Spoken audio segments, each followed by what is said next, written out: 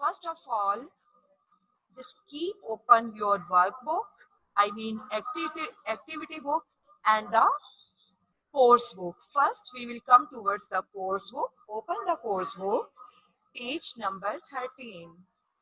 Open the course book, page number 13. So that is the activity of vocabulary. In vocabulary, we are going to study idiom. Okay, I hope you have opened your books. This is page number 13 of the course book, vocabulary. In vocabulary, we are going to study idiom. What is an idiom? An idiom is a fixed combination of words that has a particular meaning, which usually cannot be guessed from the meaning of the individual words themselves.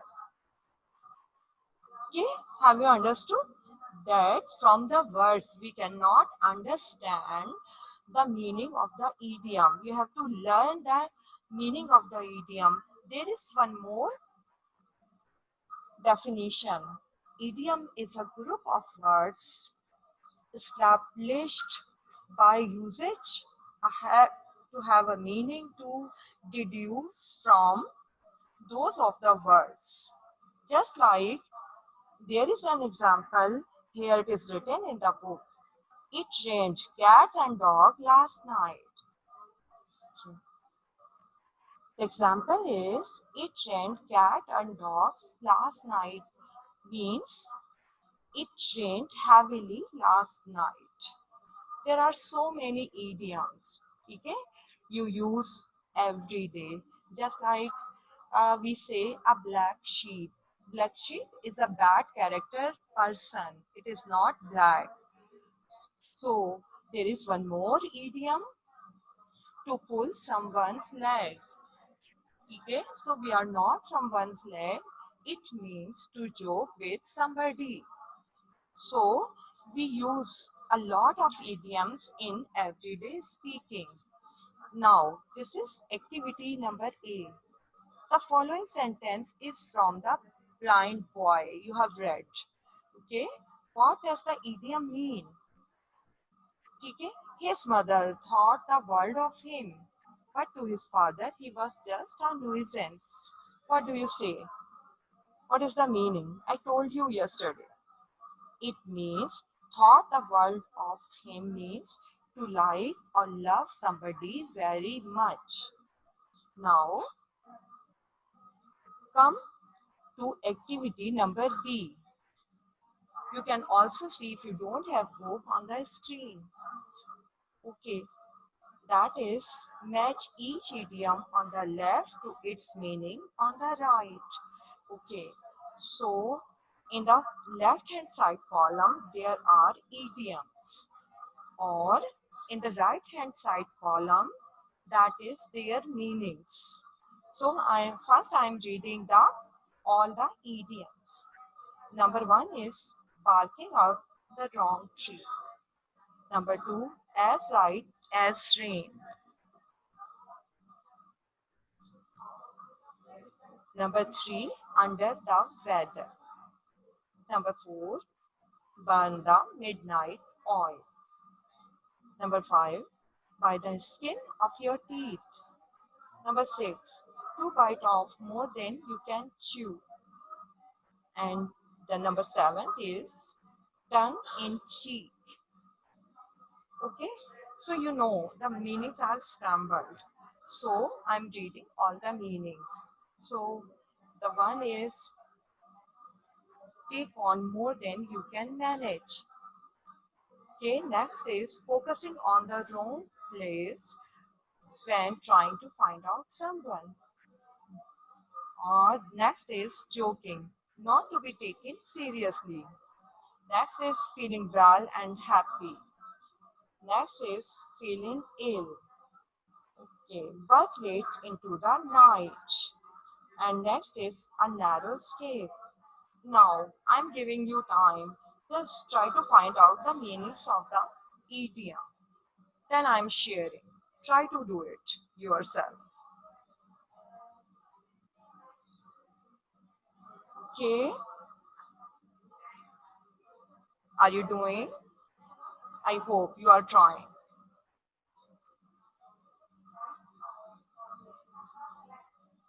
Okay, okay. So get the correct meaning of the idiom. What you have to do, write down the numbers beside the idiom.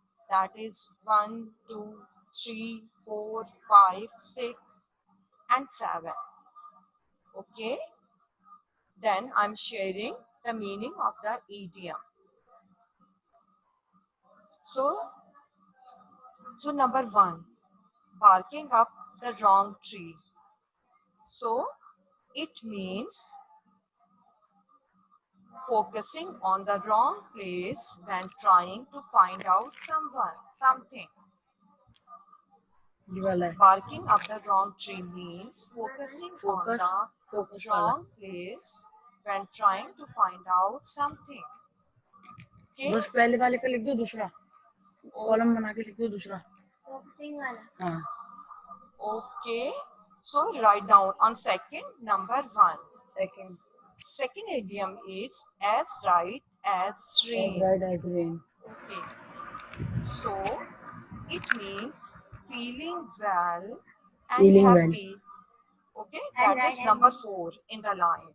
Feeling Okay, well write down number and happy 2. Write down fourth है number 2 on feeling well and happy. The idiom number under the 3 weather तो क्या is idiom number 3 under the weather under the weather. It means, what do you say? Try to guess. Try to guess. It means feeling ill. That is on number 1, 2, 5.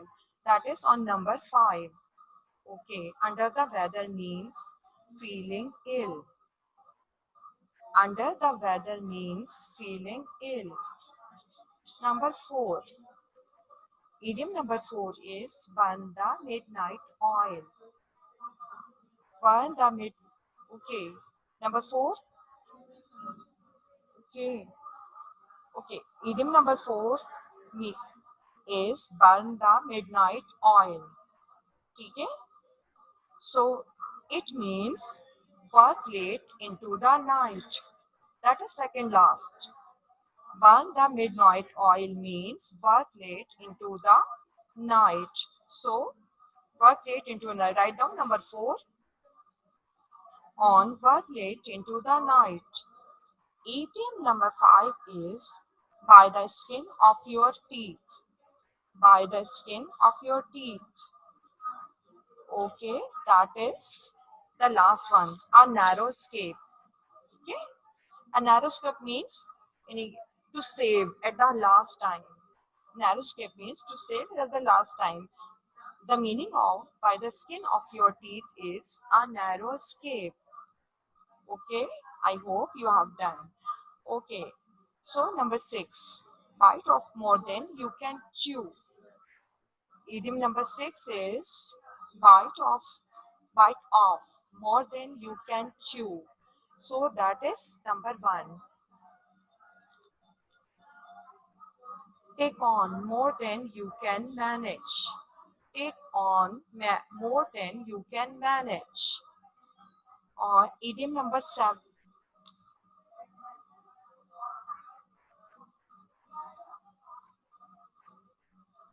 Okay, I hope. Okay, I'm sharing the meaning of the idiom. I hope you have opened page number page number 13 of page number 13 of the course book. Now number 7, tongue in cheek. Tongue in cheek. It's an idiom. It means joking, not to be taken seriously. Okay, so write down 7 on joking. Joking, not to be taken seriously. Okay, again I'm repeating.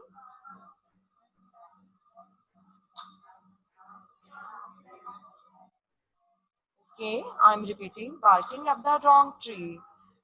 So that is focusing on the wrong place when trying to find out something. Number 2, as right as rain. Meaning is feeling well and happy. Number 3, under the weather. Number 3, so that is the meaning is feeling ill. Number 4 is burn the midnight oil. So it means work late into the night. Number 5, by the skin of your teeth, it means a narrow escape. Okay? In Urdu, we call it bal bal bachna. By the skin of your teeth, it means a narrow escape. Number 6, bite of more than you can chew. So it means take take on more than you can manage. Take on more than you can manage. Number 7, tongue in cheek. It means joking, not to be taken seriously. Now let's turn the page. That is page number 14. So that is activity number C. The instructions are find a single word to replace the underlined idiom in each of the following sentences. This is page number 14 of the course book. The instruction is find a single word to replace the underlined idiom in each of the following sentences. Means all the underlined words are idiom, or instead of that idiom,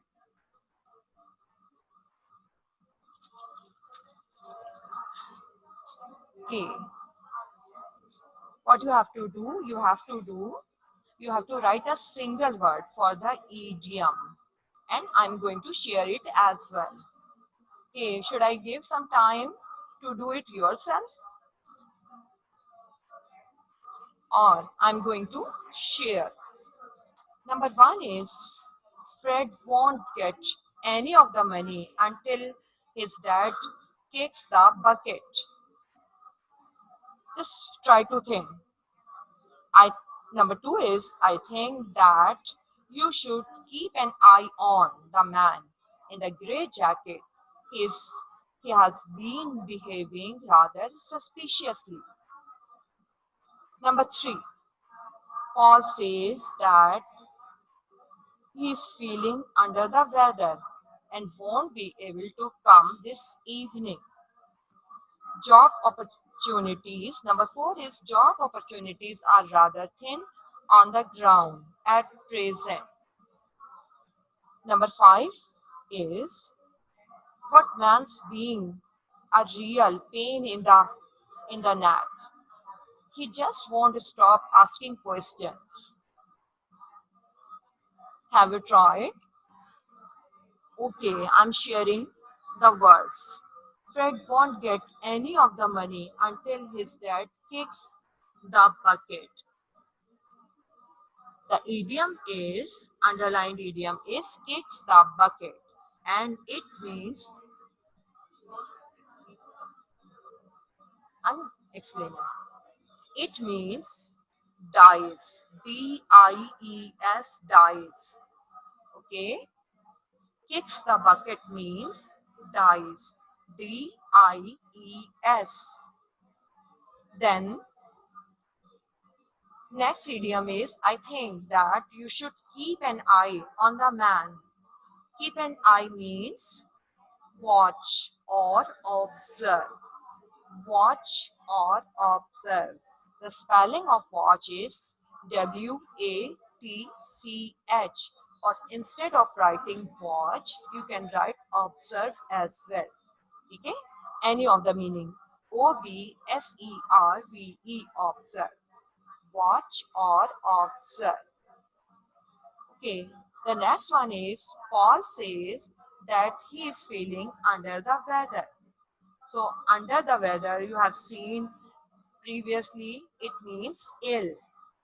Under the well means unwell or ill. Unwell, UNWELL, / ill, ILL, ill. Okay. Number 4. Job opportunities are rather thin on the ground at present. The idiom is thin on the ground. It means few. F-E-W. F-E-W. Few. I hope you have written. Okay. That man is being a real pain in the neck. Pain in the neck means bother. Okay. That means he is making worry to you. Pain in the neck means bother. B-O-T-H-E-R. B-O-T-H-E-R. Okay. So now open the activity book. I mean the workbook. Okay. The workbook page number 10. Workbook page number 10. Okay. I hope you have opened. I'm giving you time. Workbook page number 10. Open the workbook page number 10. Quickly open the workbooks. See somebody.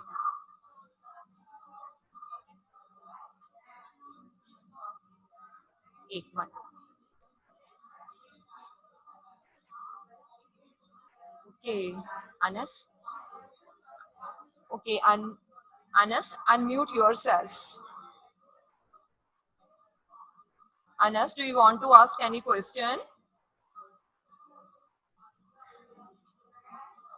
Anas, unmute yourself. Okay, he's not asking. Okay, beta. So this is vocabulary. Okay, again vocabulary. Okay. Okay, Fatma Kazmi. Fatma Kazmi, unmute yourself. Yes miss मुझे पहले यही पूछना था कि मुझे वो वापस समझ नहीं आ रहा तो मैं समझ आ गया Okay, understood everything? Now have you opened the activity book? Yes of course Okay, I beta. Open So see there. So vocabulary, match each idiom with the meaning. Number 1. Idiom number 1. Now again you have to match. A house divided against itself cannot stand. The idiom number 1 is a house divided against itself cannot stand. Number 2 is cut the chase. Cut to the chase. Number 3, a piece of cake. Number 3, a piece of cake. Number 4, on the same page. Number 4, on the same page. Number 5, hit the nail on the head. Number 5, hit the nail on the head. Number 6, go to the extra mile. Number 6, go to the extra mile. Number 7, bend over backwards. Number 7, bend over backwards. Number 8, all in the same boat. Number 8, all in the same boat. Number 9, a blessing in disguise. A blessing in disguise. Now there are the meaning. You have to sort out which mean which which idiom matches with the meaning. Okay, so I'm reading all the meaning of the idioms. Okay, that is something that can be done easily. Something that can be done easily. Next is everyone must be united and work together to achieve the desired result. Everyone must be united and work together to achieve the desired result. Next is do something that is beyond what is required. Do something that is beyond what is required. Next one is when everyone agrees on the same thing. When everyone agrees on the same thing. The next one is say something exactly right. Next one is say something exactly right. The next one is get to the point. Next one is everyone is facing the same challenges. Next, do whatever it takes. Do whatever it takes. The last one is something good that is not initially obvious. Something good that is not initially obvious. Now, try to match. Okay, so number one, a house divided against itself. It means everyone must be united and work together. Everyone must be united and work together to achieve the desired result. Okay, that is number two. Now, again, write down number one on number two. A house divided against itself cannot stand. So, it means everyone must be united and work together to achieve the desired results. Then number two, cut to chase. Cut to the chase. It means get to the point. It is on one number six. Okay. Meaning number six. Match.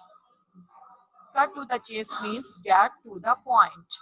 Write down number two on get to the point. Okay. Number three. A piece of cake. A piece of cake. It means that is on number one. Something that can be done easily. Okay. Write down number three on something that can be done easily. Okay, number four, on the same page. On the same page mean when everyone agrees on the same thing. Okay, that is on number four. So write down number four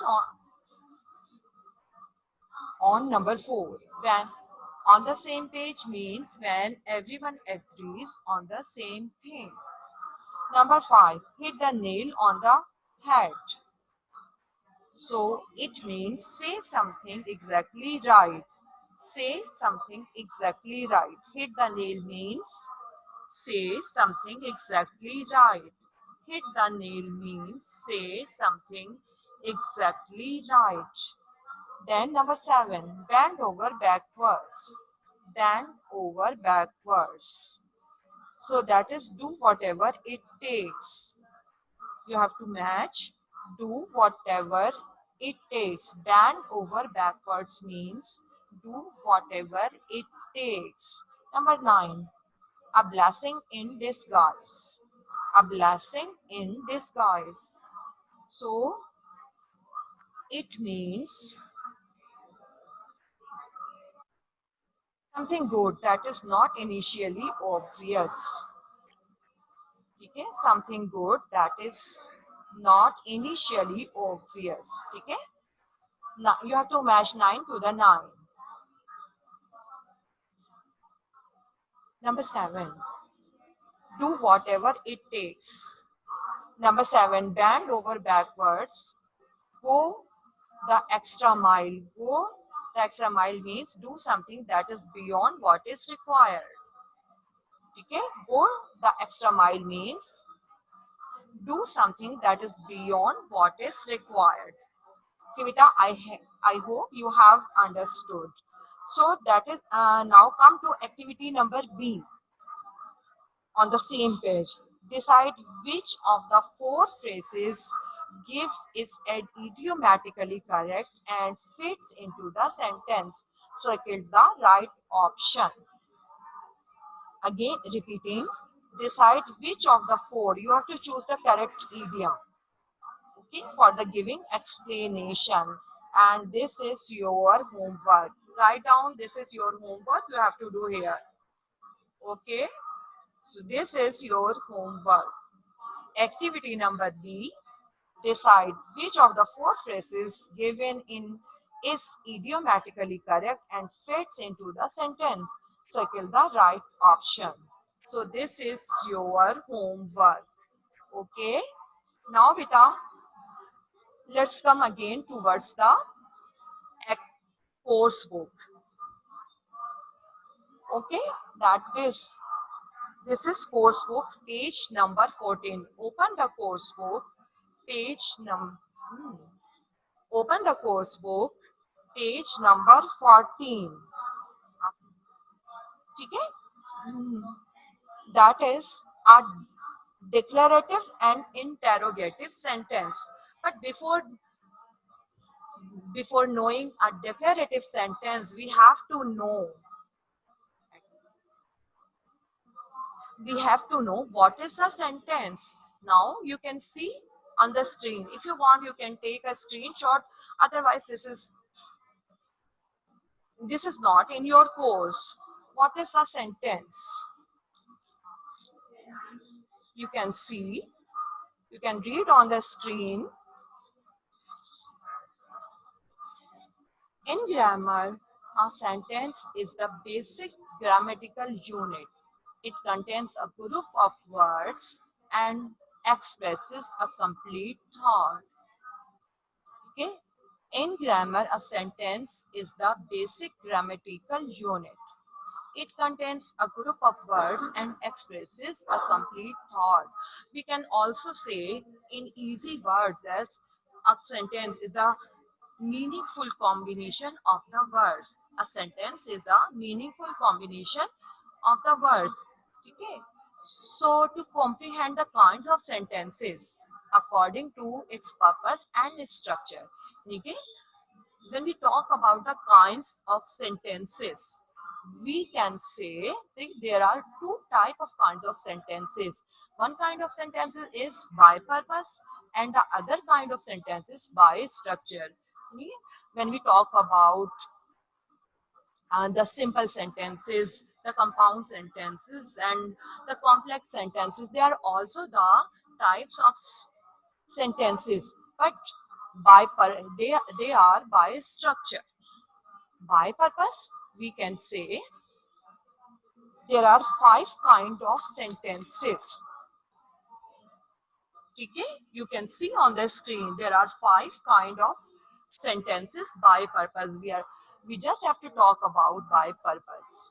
Here are five kind of sentences that are by purpose. Number one, assertive of or declarative sentences. Okay, what are assertive or declarative sentences? That are the sentences that make simple assertions or statements. Okay, they are simple statements. They can be negative or interrogate.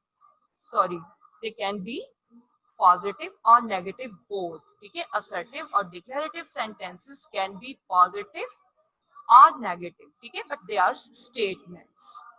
Number two is interrogative sentences. Okay, you know the interrogative sentences, they are questions. And what about the imperative sentences? Okay, what are imperative sentences? Imperative sentences which express orders, command, request, advice, proposals, or suggestions. Okay, they are called imperative sentences. Then exclamatory sentences. Okay beta, I am telling you just myself for your extra knowledge. Okay, they are not in your book. Okay, don't be worried.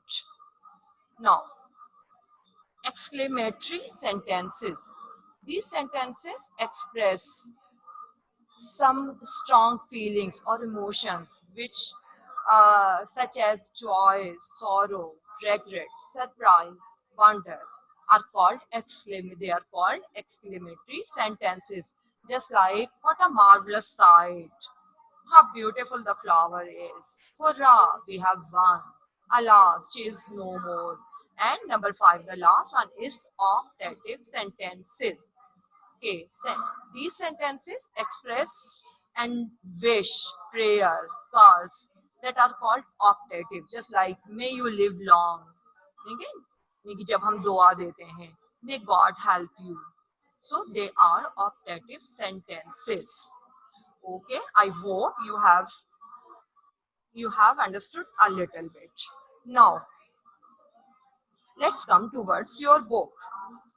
Again, I'm talking about your course book, page number 14. You can see on the screen as well. A declarative sentence. I hope you know about declarative sentence. Okay, they are also called assertive sentences, and they can make negative statements as well as positive statements. Okay, now I'm reading. A declarative sentence makes a statement. It begins with a capital letter and ends with a full stop. You know very well. Okay. Most sentences are declarative sentences. For example, Jack took pity on the beggar. You can see here, okay, the sentence starts with a capital letter and ends with a full stop. Now let's talk about interrogative sentence. Okay, interrogative sentence asks a question. For example, did Jack take pity on the beggar? Okay, so you can see here it also starts with a capital letter and ends on a question mark. You can make your narrative is writing or expressive writing more interesting by introducing a question from time to time. For example, there were vague shapes in his world of darkness and patches of dull light. Perhaps the king had magic powers. Was this what the voice in his dream had meant? Okay, so because of using questions in the middle of the writing, you can make your writings more interesting. Okay, then the use of interrogative sentence in the above example changes the tone of the voice and pace. It addresses the reader directly and is a rhetorical question, one that does not expect a reply. What is the rhetorical question? A rhetorical question is that doesn't need any reply. This is just asking for this is just a question for style. Okay. Okay, when we ask question, our style changes. Just like when I ask, Jack took pity on the beggar. Okay, but when I say, take, did Jack take pity on the beggar? In case we just become a little bit louder when we ask the questions. Okay, let's see. Now let's see how. Okay, okay, Rumasa, unmute yourself. What is Yes, the miss. question? Jibita, what is the question? Miss miss मेरा question ये था EDM के memes Mhambrey हुए ना उर्दू में Jibita, again. Speak. EDM के memes yes Idiom means, can you hear me yes, I can. Miss You are talking EDMs के meme again. Should I tell again? No no miss ये बता दीजिए EDMs के memes Urdu में महावरे हुए ना Jibita, you are right. Okay? Thank you Okay, yes fine. Ji Fatma Kazmi. Okay, beta, unmute yourself. Fatma, ask the question. Fatma, ask the question. I have not question, sorry. Okay, fine. Okay, beta, now let's come. Okay. Okay, beta, let's see how we have to change and a declarative sentence into, okay, yes, pity. Pity, beta, compassion means in Urdu we can say raham. Okay, beta. So, please open this one. How? Okay. So now, how to change a declarative sentence to an interrogative sentence? Okay, because we have to change a lot of sentences into interrogative sentence. The format you can see means auxiliary verb. I hope you know the auxiliary verb, that the auxiliary verb and the helping verb are the same. Just like I am teaching. What is the auxiliary verb? That is am. Okay. Then ठीक है so the format it so instead यानी कि first we write the auxiliary, we change the pattern of the sentence. So instead of writing subject in the beginning, first we write the auxiliary or helping verb, then we come towards the subject, and then we write the remaining sentence. For example, okay, there is a declarative sentence, she is living in Canada. Okay, she is living in Canada. Okay, the first subject, she is subject, is auxiliary verb, and living is the main verb. Okay, then how we change in the interrogative sentence, is she living in Canada? यानी कि in Urdu we can say क्या वो Canada में रह रही है, यानी कि okay, the auxiliary verb comes first. Okay, okay beta. So the next example is, okay, next example is, there is a declarative sentence, she lives in Canada. So you have to bring the auxiliary verb first. So what is the auxiliary verb? Okay, in simple present tense and मैं बता रही हूँ ना, उनको question करने में. Okay, otherwise I will remain distant.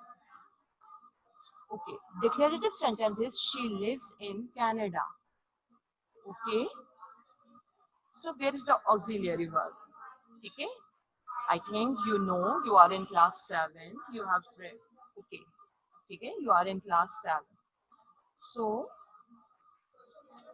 okay, in simple present and simple past tense, there are, okay, in the simple sentences, auxiliary verbs are not present. Okay, when you change into negative or interrogative, then you find the auxiliary verb. So here the auxiliary verb is does.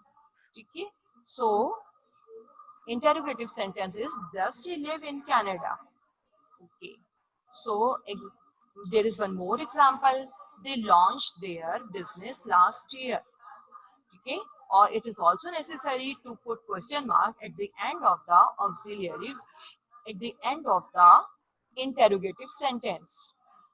Okay, there is one more example, they launched their business last year. See, what is the auxiliary verb?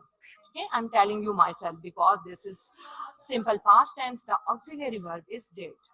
So, okay, the answer is, did they launch their business last year? Okay, okay. So, beta, come on page number 15. Okay, doesn't matter. Continue. Okay, beta. So, change the following declarative sentences into interrogative sentences. Number 1. Michael's aunt worked in a department store in town. Okay, now change into interrogative sentence. So, Mary does not care who disapproves of her. The price, the price of petrol went up again last week. There is something wrong with Lucy's car. His brother plays for the local soccer club. Now, number 1. Michael's aunt worked in the department store. I'm sharing the answers. Did Michael's aunt work in a department store?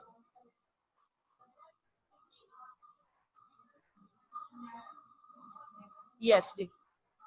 Hmm. Okay, beta. And activity number B, you have to do in your fair copies. I hope you can change. You can change these declarative sentences into interrogative sentences. Okay, I'm sharing as well. Just do it to yourself. Number 2, Mary does not care who disapproves of her. So, does Mary care who disapproves of her? So, number 3, the price. Does does Mary care? Does Mary care who disapproves of her? Number 3, the price of petrol went up again last week. Okay, did care. So here we have to use did. Did the price of petrol go up last week? Okay, again we have to use first form of the verb when we change into interrogative. Number 5 is brother plays for the local soccer club. So, what you will use? Does. Does his brother plays for the local soccer club.